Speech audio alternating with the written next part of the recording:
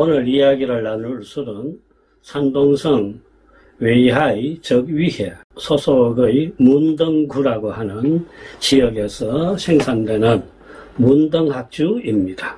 우리 주변의 중화요식업소에서 그리고 중국의 음식물들을 팔고 있는 가게 같은 데서 흔히 볼 수 있는 술이 바로 이 술이고, 또 한편으로 이 술을 마셔본 백주 마니아들도 많을 것이라고 생각합니다.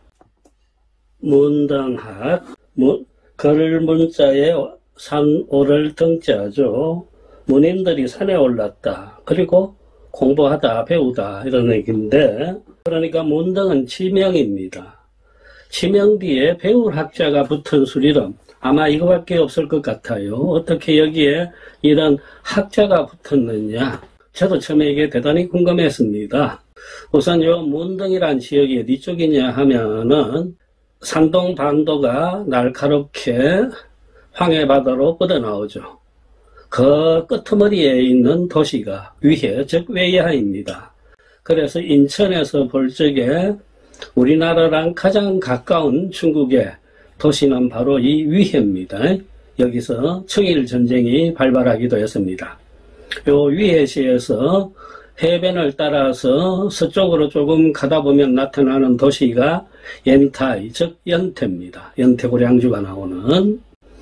그러면은 요 위해와 연태 중간에서 남쪽으로 조금 내려오면은 만나는 지역이 바로 위해시 문등구입니다. 위해와 연태 중간에 끼인 지역이기 때문에 이 문등은 연태 소속이 된 적도 있었고 또 위해 소속이 된 적도 있고 사연이 많아요. 1988년에는 이 문등구가 독립적으로 시로 승격을 했습니다마는 오래 못 가고 2014년에 다시 위해시 소속의 구로 편입돼 버리고 말았어요. 현재는 위해 소속입니다. 요 지역이 문등이라고 한다. 칭다오에서 연태나 위해를 갈 적에 먼저 만나는 도시가 바로 요 문등입니다. 여기서 나오는 술이다. 그리고 이 문등학의 학자 유래는 술곽에 이렇게 적혀져 있습니다. 중국어로 되어 있는 걸 쉽게 우리말로 한번 넘겨보겠습니다. 곤윤산 연면 백리, 곤유산이라는 산의 줄기가 백리를 뻗쳐 있는데 숲이 깊고 골짜기가 거악하다.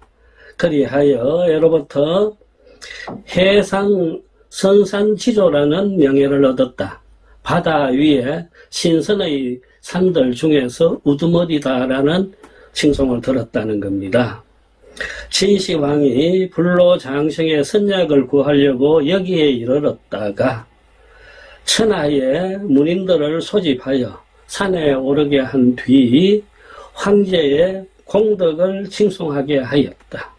아울러 이때 민간의 좋은 술들을 널리 모아가지고 산에 오른 학자들을 위하여 잔치를 벌이기도 하였으며, 이렇게 하여 학풍이 학문하는 풍습이 일로 번성하게끔 하였으니 이것이 문등학이요 여기서 술 이름을 얻게 되었다. 이렇게 되어 있습니다. 진시황하고 관련된다고 하고 있죠. 앞에 제가 고순주 때 진시황이 제위 27년 동안 5번에 걸쳐 자기가 통일한 천하를 직접 눈으로 살피면서 황제의 위엄을 드높이고자 했다라는 말씀을 드렸는데 그 이야기와 이 문등학주가 또 연관이 되고 있습니다. 진시황이 여기 문등 지역에 온 것이 언제였느냐 하면은요, 그 5번의 국토순시 중에서 2번째였습니다. 2차 출순이라고 합니다. 그게 바로 기원전 219년이었습니다. 지금부터 2000년 훨씬 전의 일이었죠. 알다시피 진시황은 그 전에 육국을 멸해갖고 천하를 통일합니다. 황제에 오른 진시황은 자기가 정벌한 그 육국의 국토부터 먼저 살펴보고자 동쪽 순행을 2차에 감행하는 겁니다. 하여 함양, 수도인 함양을 떠나가지고 지금의 낙양을 거쳐서 태산, 산동반도에 이릅니다. 태산에 이르러서 하늘에 제사를 지내고 연태지방으로 이동해가지고 여기 문등까지 왔던 것입니다. 이후 그는 칭다오를 거쳐서 내려갑니다.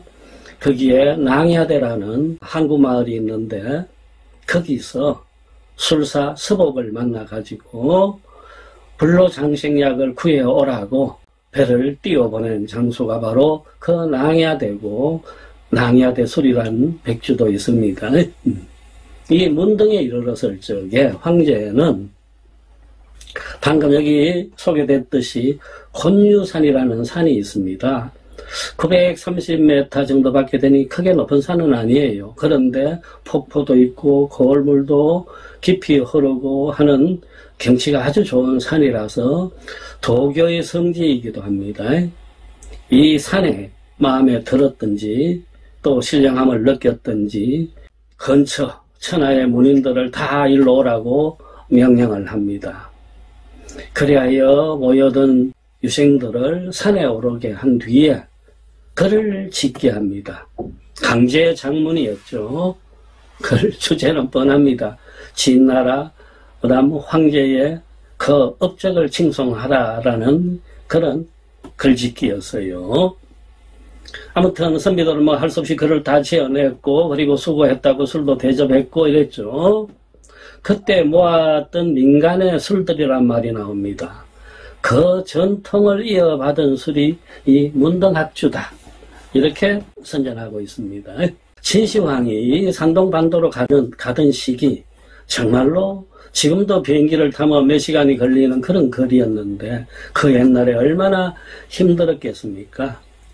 5번의 국토 순시가 있었다고 했는데 보통 평균 2년씩을 잡았습니다. 제위 27년 동안 진시황은 11년 동안 이 여행길에 있었던 것입니다.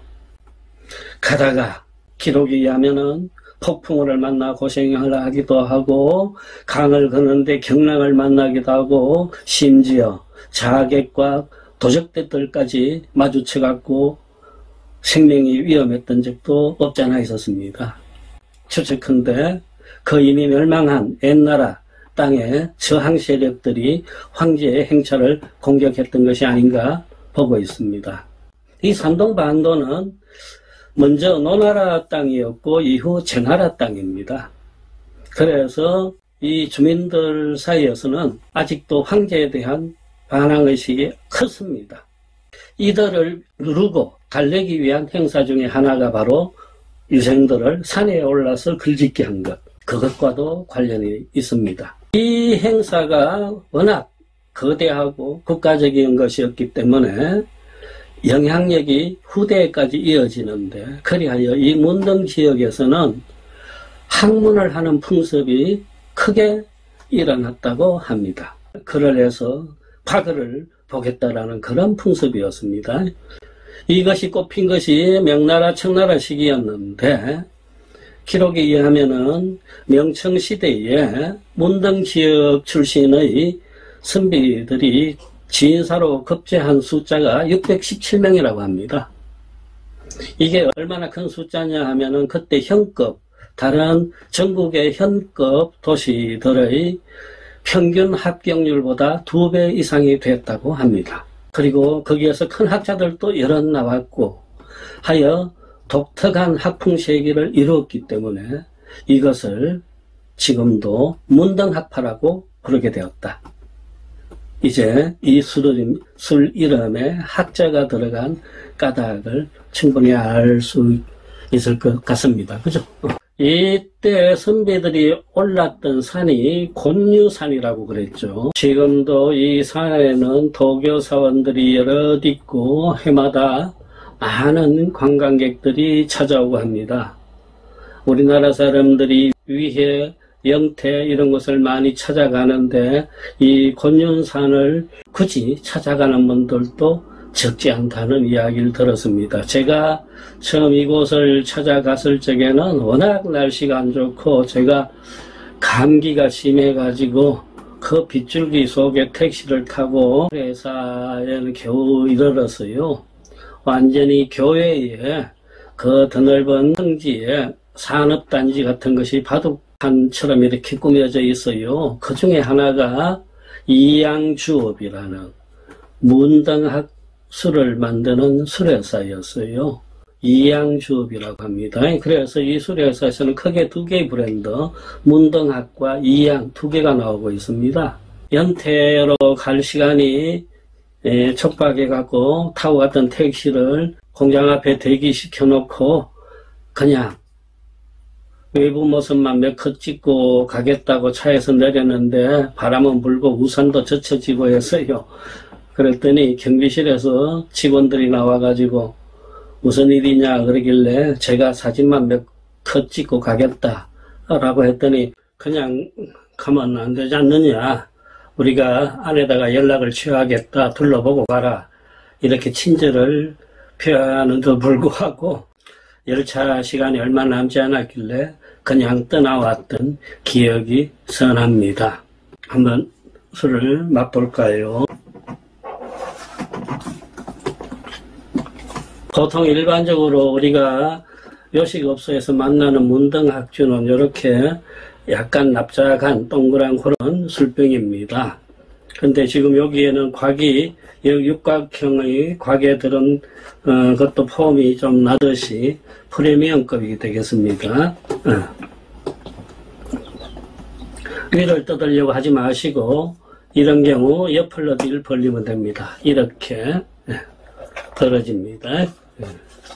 안에 술병이 이렇게 되어 있어요.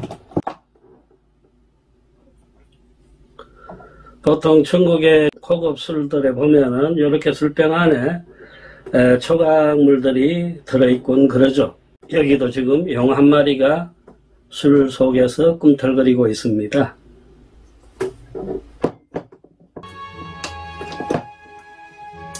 그리고요, 뻥 소리가 나고요.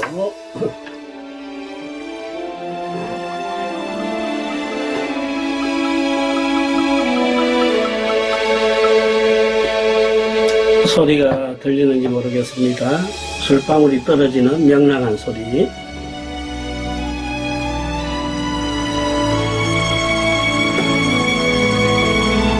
육, 7년 만에 다시 마셔보는 문등학주 같습니다. 처음에 제가 이 술을 마셨을 적에 인상이 그대로 남아있어요.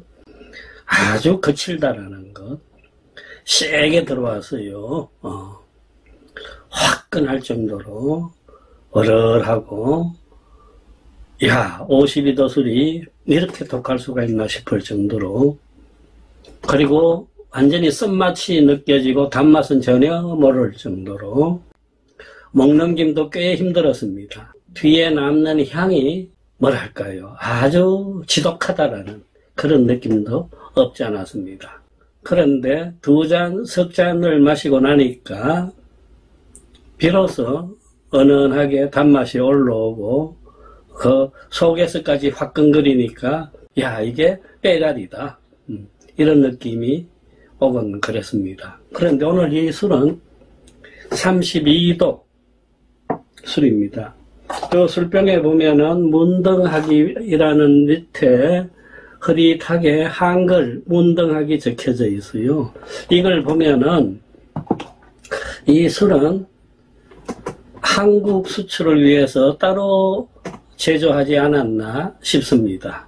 한국 사람들이 도수 높은 걸 싫어하고 짙은 향을 안 좋아하니까 거기에 맞춰가지고 이렇게 부드럽게, 그리고 향도 많이 죽여버린 이런 술을 따로 제작한 것이 아닌가 여겨집니다. 예, 대단히 은은하게 옵니다. 도수 차이도 있겠죠. 부드럽네요. 먼저 단맛이 치고 들어오고, 아, 문등학이 이런 술도 있구나, 그런 느낌을 줄 정도입니다. 그런데 한편으로 우리가 생각하면은 진한 중국 음식들, 그걸 안주로 했을 적에 기름기가 얼마나 많습니까? 그런 음식을 곁들이면서 술을 마실 적에는 차라리 이렇듯 거칠고 화끈하고 센, 그리고 향도 차라리 지독한 그런 술이 어울릴 때가 많습니다. 백주 마니아들이 대부분 그런 맛 때문에 백주의 세계에 빠져들었다고 여기고 있습니다. 되새김향이란 말 들어보셨어요? 제가 지은 이름입니다. 반추향이라고 해요.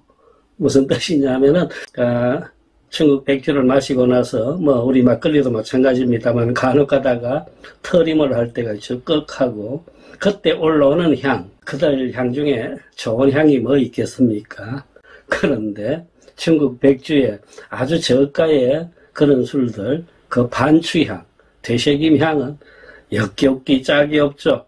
자기가 자신이 맡으면서도 몸서리치는 때가 있는데 제가 문당학에서도 그런 느낌이 있었는데 오늘은 전혀 그렇지가 않습니다.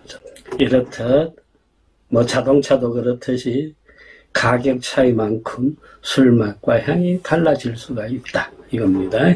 현재 38도 500ml 삼성, 이 문당학이 별 표시가 되어 있는 게 있습니다. 3성, 4성, 5성 이렇게 되어 있는데 별이 많을수록 가격이 더 높아져요. 38도 500ml 삼성의 경우 중국 현지에서 42위안 정도 합니다. 우리 돈 한 8,000원 선이고요. 그 다음 52도 500ml 65위안 정도 해요. 4성급에. 이게 우리 돈 한 12,000원이 되겠죠. 그리고 이것처럼 32도 하얀 도자병에 들어있는 것 32위안입니다. 우리 돈 한 6,000원 선에 거래되고 있어요. 중국 현지에서 뿐만 아니라 우리나라 어디에서도 쉽게 저가에 만날 수 있는 문당학주, 이 술을 드실 적에는 먼저 각오를 하셔야 돼요. 52도의 경우 강하다, 거칠다, 짙다, 이 세 가지를, 그래서 아예 안주 자체를 진한 걸 먼저 고르시길 바랍니다. 그리고 2잔, 석 잔을 마시고 나면은 백주에 빼갈의 진면목이 나타나기 시작한다. 그래서 흔쾌히 취할 수가 있다. 그 취 중에 그 천하를 통일한 진시황이 영원토록 늙지 않고 죽지 않고 살겠다고 동해 바다에 배를 띄워가지고 불로장생약을 구해오라고 떠나보내고 그를 돌아오기를 기다리다가 끝내 헛되이 길이에서 죽은 생애까지 떠올리면서 술과 우상 이런 것들을 생각해 보는 것도 좋을 듯 싶습니다.